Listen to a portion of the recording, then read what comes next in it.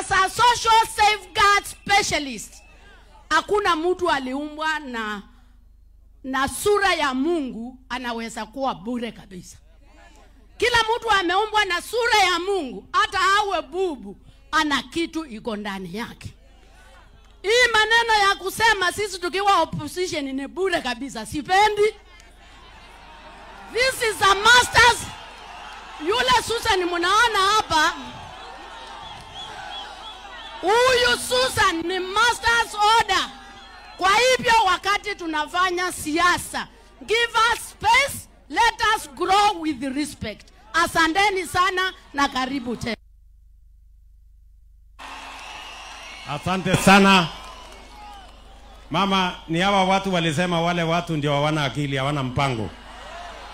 Ama wale majamaa wako na mpango? Wako na sera? Wako na agenda? Akili wako naye? Sasa unajua sasa